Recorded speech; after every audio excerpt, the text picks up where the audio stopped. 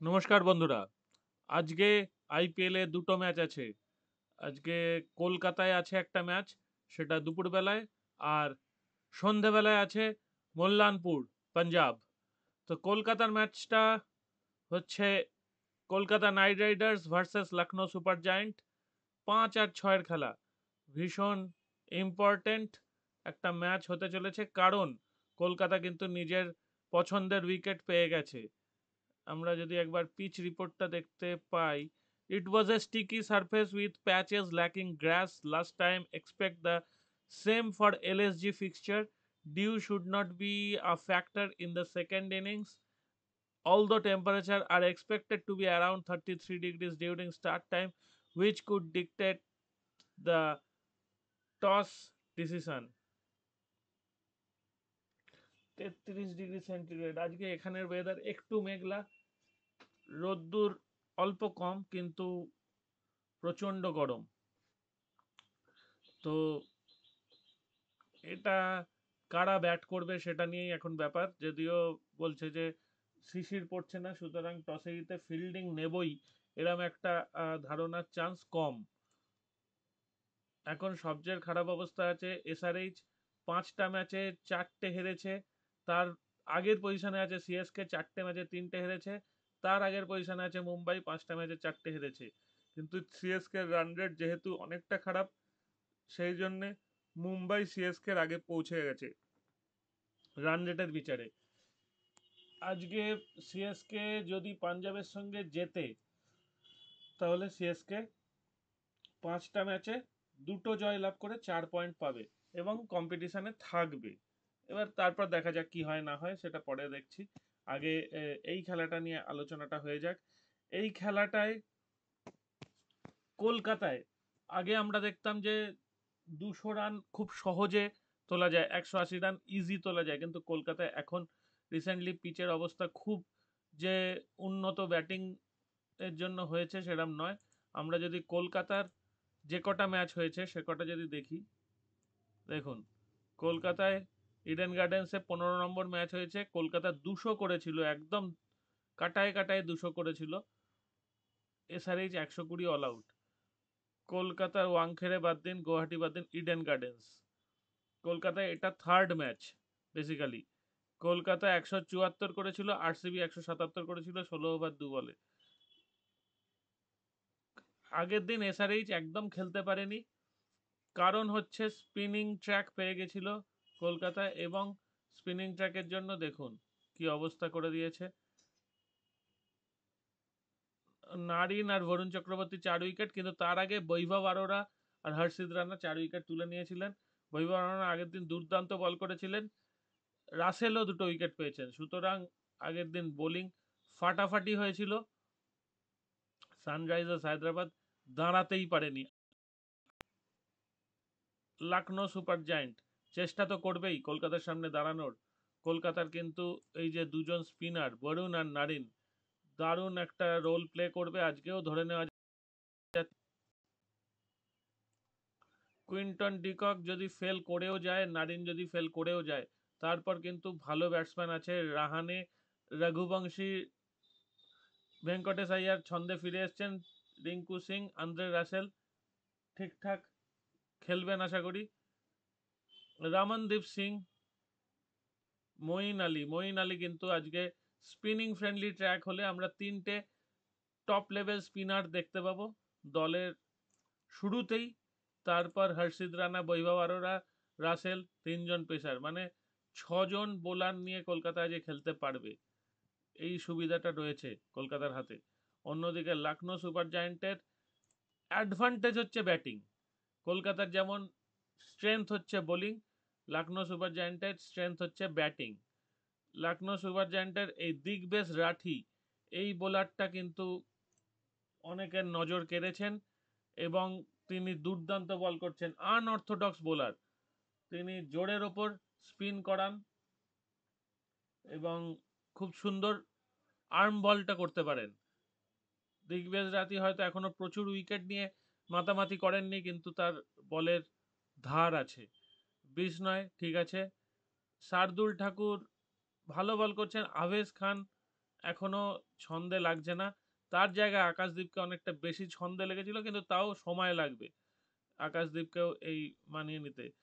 তাহলে অপেক্ষাকৃতভাবে লখনৌর বোলিং বেশ খারাপ, বেশ খারাপ বললে কম বলা হবে, কারণ কলকাতার প্রো বোলাররা রয়েছে, সেই তুলনায় লখনৌর দেখুন একদম নতুন বোলার, এক্সপিরিয়েন্স বোলার বলতে সবচেয়ে বেশি এক্সপিরিয়েন্স হচ্ছে শার্দুল ঠাকুর আর রবি বিষ্ণয়। আবেশ খান অতটাও এক্সপিরিয়েন্স নেই, তবু কয়েক বছর খেলেছেন। আকাশদীপও তাই, আর দিগ্বেশ জাতি একদম নতুন। অন্যদিকে কলকাতার দেখুন প্রায় সবাই ইন্টারন্যাশনাল প্লেয়ার। আজকে কলকাতার জেতার চান্স বেশি, কিন্তু খেলাটায় অত সোজাসুজি হিসাব হবে না। খেলার আগে মনে হচ্ছে যেন কলকাতা এগিয়ে আছে 70%, আর লখনৌ হচ্ছে 30%। এবার খেলার পরে মানে খেলা চলাকালীন দেখা যাবে যে কার কি পরিস্থিতি। অবশ্যই কলকাতার মাঠে কলকাতার অ্যাডভান্টেজ অনেকটা বেশি, অনেক। এবার সেকেন্ড ম্যাচ নিয়ে আলোচনা করি। পাঞ্জাবের মাঠে চেন্নাই এর চেয়ে পাঞ্জাবের অ্যাডভান্টেজ অনেক বেশি, এবং চেন্নাই এক্সপ্রেস ডিরেল হয়ে গেছে বলা যায়, কারণ তারা ছন্দে ফিরতে পারছে না।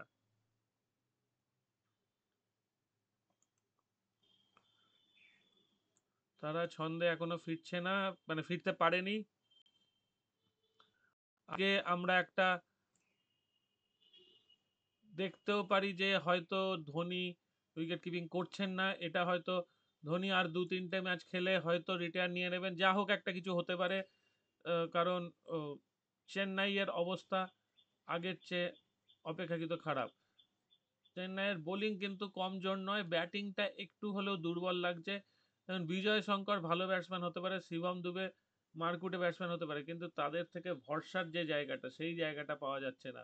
রচিন রবীন্দ্র, দেবন কনওয়ে আগের ম্যাচে ছন্দে ছিলেন না, আউট হয়ে গেছেন তাড়াতাড়ি, ওপেনিং পার্টনারশিপ বড় হয়নি, সেই হিসাবে খারাপ হয়েছে, ঠিক আছে। কিন্তু তাছাড়া ঋতুরাজ ছন্দে আছেন। জাদেজাকে আরো একটু ভালোভাবে ব্যাটিংটা করতে হবে। ধোনি একদিন খেলতে পারছেন, আর একদিন পারছেন না, ঠিক আছে। ধোনি যখন ওনার প্রাইমে ছিলেন তখনও এরামই খেলতেন, মানে উনি সব ম্যাচেই এসে মার্কাটারি ব্যাট করে জেতাবেন সেরাম না, ক্রুশিয়াল ম্যাচ জেতাবেন। কিন্তু ধোনির উইকেটের পিছনে থাকাটাই অনেক বেশি গুরুত্বপূর্ণ চেন্নাইয়ের জন্য। তার মাথাটা অনেক বেশি দাম, তার ব্যাটিংটা এক্সপেক্টেড নয়, সেই জন্য তিনি অনেক পরে নামছেন। পাথিরানা কিন্তু অনেক ভালো উন্নতি করেছে। পাথিরানার বোলিং ডেথ ওভারে অনেক ভালো হয়েছে, দু একটা ওয়াইড হয়তো হয়ে যাচ্ছে, কিন্তু অনেক ভালো বল করছে পাথিরানা। আর অশ্বিন, জাদেজা, নূর আহমেদ, এই তিনজন খুব ভালো বোলার। পাথিরানা বেশ ভালো, খালিল আহমেদও খারাপ বল করছেন না। আনসুল কম্বোজ উইকেট টু উইকেট বল করেন, স্লোয়ারটা আছে, হয়তো আনসুল কম্বোজ আজকে দলে ফিরতে পারে। শিবম দুবেকে বল না দেওয়াই ভালো। বিজয় শঙ্কর বল করলে দেখা যেতে পারে। অন্যদিকে পাঞ্জাবের প্রিয়াংশ আরিয়া মারকুটে ব্যাটসম্যান, মারছেন। প্রভ সিমরন খুবই মারতে পারছেন। শ্রেয়াস আইয়ার এই মুহূর্তে টপ ফর্মে আছেন।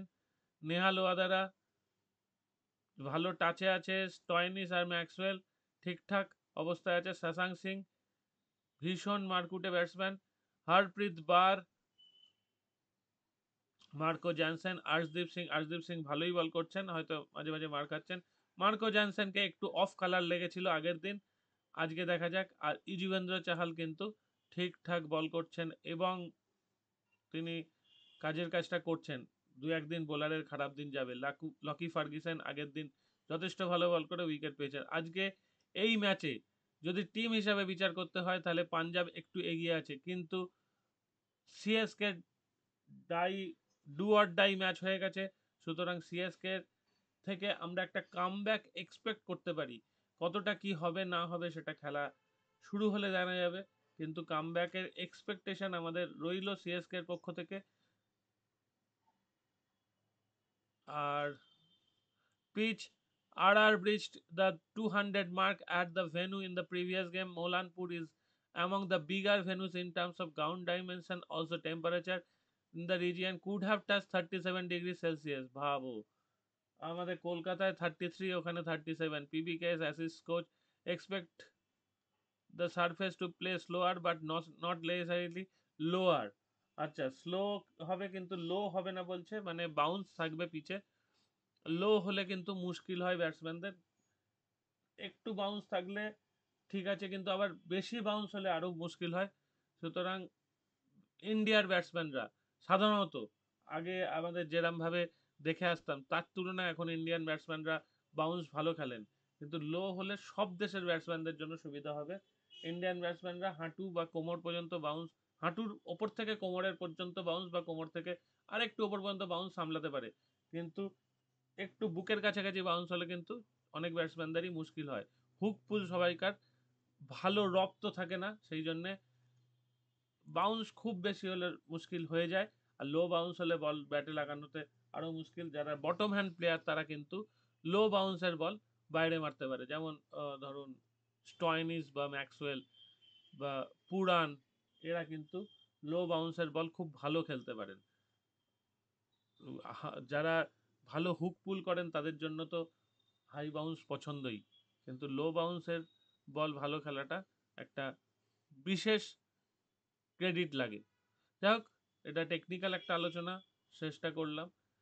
তো আপনারা দেখুন কেমন হচ্ছে আমার ভিডিও এবং এক্সপেকটেশন কতটা কি হচ্ছে। আমি খেলা দেখলে পুরোটাই আপনাদের আপডেট দিতে থাকবো টেলিগ্রাম চ্যানেলে এবং আমাদের ওয়েবসাইটে, সব আপডেট আসতে থাকবে। এখানে শেষ করছি, ভালো থাকবেন।